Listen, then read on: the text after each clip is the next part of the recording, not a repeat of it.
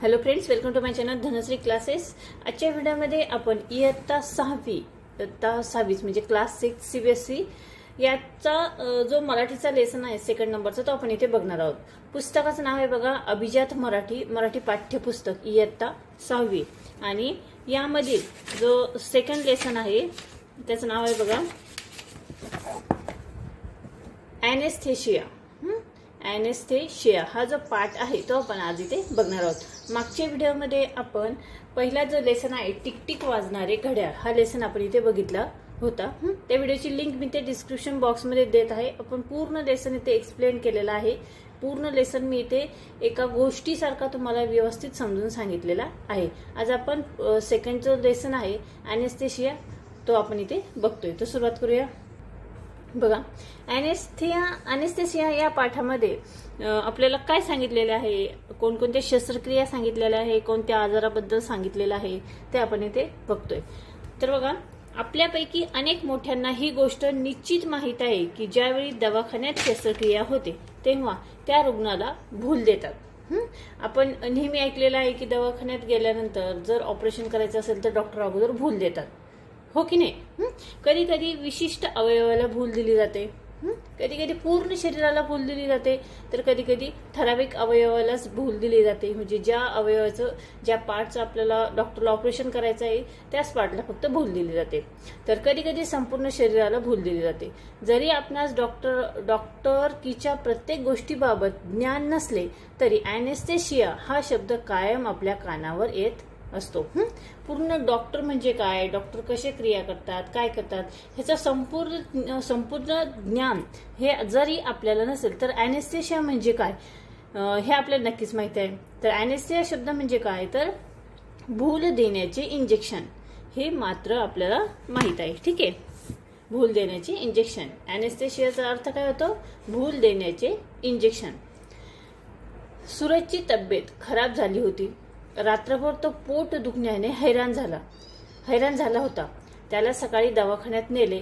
Sonography केल्यावर लक्षात आले की अपेंडिक्स नावाचा आजार आहे। बघा या लेसन मध्ये सूरज नावाचा जो मुलगा आहे त्याबद्दल इथे सांगितलेलं आहे। त्याची तब्येत खूप खराब झाली होती। रात्रभर त्याच्या पोटामध्ये खूप दुखत होतं, तो दुखण्याने हैराण झाला होता आणि सकाळी त्याला दवाखान्यात नेण्यात आले। तर दवाखान्यात नेण्यात आल्यावर सोनोग्राफी केली गेली। तिथे गेल्यावर सोनोग्राफी म्हणजे पोटाची सोनोग्राफी इथे केली गेली। आतमध्ये त्याचं नेमकं काय दुखतंय, इंटरनल जे ऑर्गन आहे ते ऑर्गनला काही त्रास होतोय का, काय होतंय हे बघण्यासाठी सोनोग्राफी केली जाते। तर सोनोग्राफी केल्यावर लक्षात आले की अपेंडिक्स नावाचा त्याला आजार आहे। ताबडतोब शस्त्रक्रिया करण्याची गरज होती। शस्त्रक्रिया म्हणजे काय, ताबडतोब त्याचं ऑपरेशन करणं गरजेचं होतं। आई वडील शस्त्रक्रिया करण्यास तयार झाले। त्याचे आई वडील हे जे ऑपरेशन आहे शस्त्रक्रिया जी आहे ती करण्यास तयार झाले। मात्र भूलतज्ञ येण्यास खूप उशीर झाला होता। भूल देण्याचे जे डॉक्टर आहेत ते येण्यास खूप उशीर झाला होता। दरम्यान एका फॉर्मवर कागदोपत्री सही करण्यास सांगितले।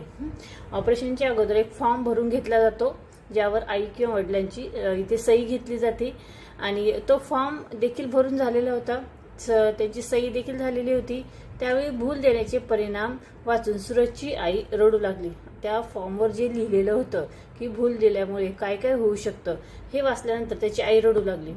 वडिलांचे हात थरथर कापू लागले कारण सूरज लहान होता, शिवाय ही त्याची शस्त्रक्रियेची पहिलीच वेळ होती। पुढे बघा सूरजची मावशी तिथे हजर होती। ती एका दवाखान्यात नर्स म्हणून काम करत होती। तिला या सर्व गोष्टींची सवय होती। बघा सूरजचे जे आई वडील आहेत त्यांना याबद्दल विशेष असं माहित नव्हतं, त्यामुळे आपल्या मुलाला त्रास होईल म्हणून ते रडू लागले, त्यांना काळजी वाटू लागली। पण त्यावेळी सूरजची जी मावशी होती ती मावशी तिथे हजर होती आणि तिला या सर्व बाबतीत माहिती होतं, म्हणजे भूल दिल्याने काय होतं याबद्दल तिला माहिती होती। सूरजची मावशी तिथे हजर होती। ती एका दवाखान्यात नर्स म्हणून काम करत होती। या सर्व गोष्टींची तिला सवय होती। ती सगळ्यांना समजावत होती, इतके घाबरण्याचे कारण नाही। कागदोपत्री या सह्या कराव्याच लागतात, शिवाय शस्त्रक्रिया करायची तर भूल देणे गरजेचे आहे। त्यावेळी एनेस्थेशियाबाबत एक गोष्ट त्यांनी सांगितली। ही गोष्ट किती खरी आहे की रंगवलेली कथा आहे हे निश्चित सांगता येत नाही, मात्र त्याचा आशय मनावर कायमस्वरूपी ठसा उमटवून जातो। आणि त्यावेळी एनेस्थेशियाचा शोध लावायचा लागायचा होता. त्यावेळी अनेस्थेशियाचा शोध लागायचा होता. कुणाला त्याची काही माहिती नव्हती. तेव्हा शस्त्रक्रिया करताना क्लोरोफॉर्म नावाचे गुंगीचे औषध रुग्णाला देत असे. त्यापूर्वी तर शस्त्रक्रिया करताना 4 दणकट माणसे धरून ठेवत असे. या पलीकडे क्वचित डोक्यावर इजा करून रुग्ण बेशुद्ध झाला की शस्त्रक्रिया करणे यासारख्या चुकीच्या प्रकारचा नाईलाजाने उपयोग व्हायचा. अशात मध्येच रुग्णाला शुद्ध आली की तो रुग्ण गुराढोरासारखा आरडाओरडा करीत असे. त्यावेळी भूल देण्याकरता प्रभावी औषधांची नितांत गरज होती. आता इथे काय सांगितलेलं आहे की पूर्वीच्या काळी ज्यावेळेस अनेस्थेशियाचा शोध लागला नव्हता त्यावेळी ज्यावेळेस शस्त्रक्रिया केली जाते त्यावेळेस क्लोरोफॉर्म नावाचे गुंगीचे औषध रुग्णाला देत असे. आणि त्याच्याही अगोदर तर शस्त्रक्रिया करताना 4 दणकट माणसे धरून ठेवत असे. म्हणजे ज्याचं ऑपरेशन करायचं आहे, ज्याची शस्त्रक्रिया करायची आहे त्या व्यक्तीला 4 अशी दणकट माणसं धरून ठेवत असे. म्हणजे ताकदवान व्यक्ती त्यांना धरून ठेवत असे. या पलीकडे क्वचित डोक्यावर इजा करून रुग्ण बेशुद्ध झाला की शस्त्रक्रिया करणे यासारख्या चुकीच्या प्रकारचा नाईलाजाने उपयोग व्हायचा.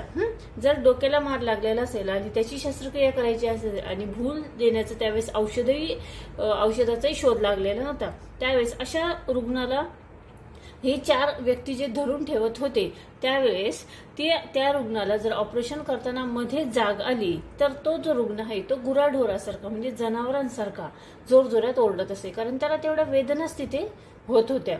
त्यावेळी भूल देण्याकरता प्रभावी औषधांची नितांत गरज होती.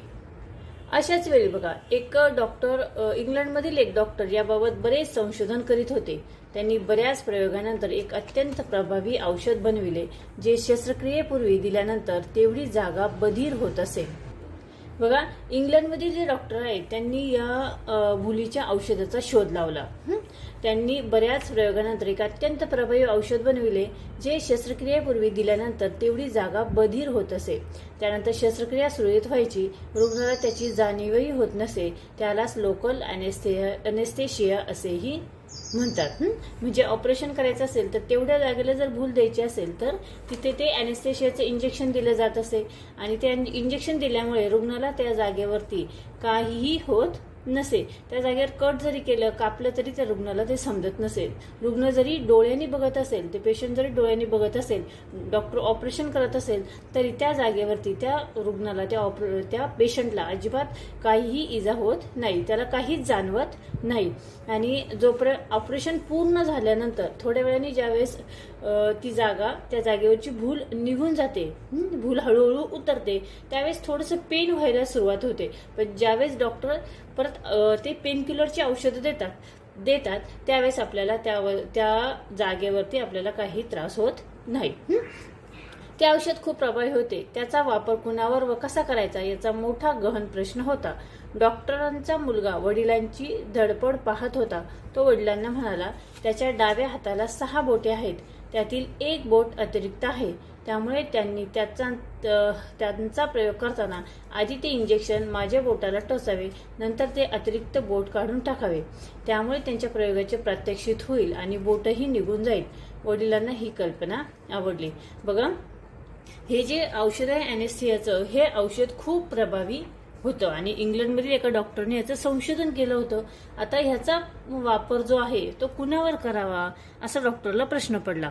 त्यावेळेस त्या डॉक्टरांचा जो मुलगा आहे तो मुलगा काय म्हणाला की माझ्या हाताला किती आहे, 6 बोटे आहे. डाव्या हाताला 6 बोटे आहे आणि त्यातील 1 जे बोट आहे ते अतिरिक्त आहे. म्हणजे आपल्या हाताला किती बोट असतात, 5, आणि त्या मुलाच्या हाताला 6 बोटे होती. मग तो मुलगा त्याच्या वडिलांना म्हणाला की तुम्ही हे इंजेक्शन माझ्या त्या बोटाला टोचा आणि ते अतिरिक्त जे बोट आहे म्हणजे एक्स्ट्रा जे बोट आहे ते काढून टाका.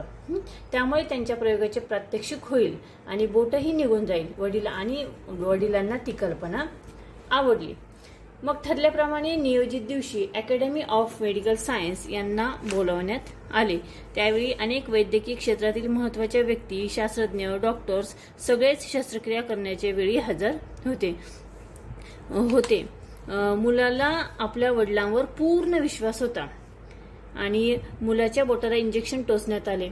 पूर्ण वेळ मुलाच्या चेहऱ्याचे हावभाव जसेच्या तसे होते. शस्त्रक्रिया यशस्वीपणे पार पडली. मुलाने उत्तम प्रतिसाद दिला होता. उपस्थित लोक, डॉक्टर्स आणि तिथे हजर प्रत्येक व्यक्ती त्या डॉक्टरांचे भरभरून कौतुक करत होते. ज्यावेळी सगळे तिथून निघून गेले तेव्हा डॉक्टर लहान बाळासारखे हमसून रडू लागले, कारण अॅनेस्थेसियाचे औषध बनवण्यासाठी त्यांनी जी 4 रसायने वापरली होती त्यातील एक रसायन गडबडीत एकत्र करायचे चक्क विसरून गेले.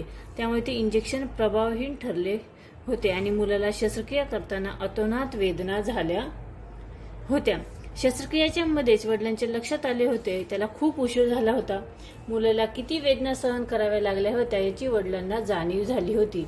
मुलगा वेदना लपवून हसत राहिला होता. बघा इथे काय म्हटलेले आहे की त्या डॉक्टरांनी जे अॅनेस्थेसियाचं जे औषध शोधून काढलेलं होतं त्याचा प्रयोग त्यांनी त्यांच्या मुलावर करण्याचा ठरवला. आणि ज्यावेळेस मुलावर तो प्रयोग करायचा ठरवला त्यावेळेस त्यांनी त्या मुलाला औषध दिलं आणि ऑपरेशनला सुरुवात केली. ऑपरेशन चालू असताना डॉक्टरांच्या हे लक्षात आलं की जे 4 रसायने त्यांनी त्यासाठी वापरलेली आहेत त्यातील एक रसायन ते आहे त्यामध्ये घालायची विसरून गेले आहे, एकत्र करायचे चक्क विसरून गेले. त्यामुळे हे इंजेक्शन प्रभावहीन ठरले होते आणि आपल्या मुलाला शस्त्रक्रिया करताना अतोनात वेदना झाल्या होत्या. आणि शस्त्रक्रियेच्या मध्ये ज्यावेळेस त्यांच्या लक्षात आले त्यावेळेस त्यांना खूप उशीर झालेला होता. पण मुलाला किती वेदना सहन कराव्या लागल्या होत्या याची वडिलांना जाणीव झाली आणि मुलगा वेदना लपवून हसत राहिला होता. खरं तर मुलाने वडिलांचे कष्ट पाहिले होते. वडिलांवर त्याचे जीवापाड प्रेम आणि विश्वास होता. वडिलांना जेवढा ताण झाला याची जाणीव त्याला होती. वडिलांचा प्रयोग यशस्वी झाला होता. मुलाची वडिलांप्रती श्रद्धा, त्याची सहनशीलता, शिवाय इतरांच्या कल्याणाकरता वेदना सहन करण्याची शक्ती वाखाणण्याजोगी आहे.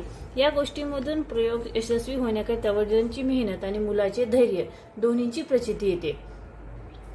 कथा खरी असो व नसो, भावना खऱ्या आहेत. आता आपण ही जी गोष्ट इथे बघितलेली आहे अॅनेस्थेसियाची, या गोष्टीमध्ये काय म्हटले आहे की जे डॉक्टर होते इंग्लंडचे त्यांनी जे औषध बनवले होतं, भूल देण्याचं जे औषध बनवलेलं होतं त्याचा प्रयोग त्यांनी त्यांच्या मुलावरच केला. कारण त्यांच्या मुलाच्या हाताला 5 नाही तर 6 बोटं होते आणि 6वं बोट काढून टाकावं असं तो मुलगा म्हटल्यामुळे वडिलांनाही तेच योग्य वाटलं. आणि ज्यावेळेस ऑपरेशन चालू होतं त्यावेळेस वडिलांच्या लक्षात आलंय की जी 4 रसायने त्यांना एकत्र करायची होती त्यातील एक रसायन ते एकत्र करण्याचे विसरून गेले होते. गडबडीमध्ये त्यांच्याकडनं ते राहून गेलं होतं आणि हे जे इंजेक्शन त्यांनी मुलाला दिलं होतं ते इंजेक्शन प्रभावहीन होतं. म्हणजे त्या मुलाच्या बोटाला, हाताला अजिबात भूल चढली नव्हती आणि तसंच ते ऑपरेशन करण्यात आलं. तरीही तो मुलगा अजिबात ओरडला नाही, त्याने काहीच म्हटलं नाही आणि त्याची शस्त्रक्रिया कंप्लीट झाली. आणि ज्यावेळेस हे वडिलांच्या लक्षात आलं होतं त्यावेळेस त्याला खूप वेळ झालेला होता. आणि हे असं का झालं, कारण वडील ज्यावेळेस हा जो प्रयोग करत होते, जे औषध तयार करत होते त्यावेळेस मुलाने त्या वडिलांचे कष्ट बघितलेले होते आणि त्या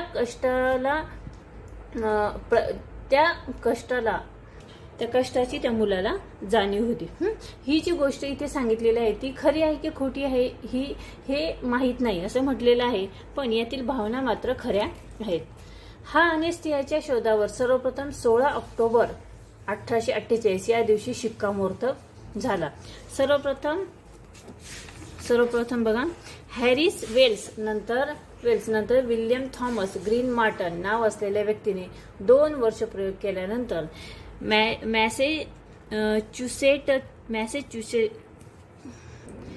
मॅसेच्युसेट्सच्या जनरल हॉस्पिटल मधल्या वुल्फिन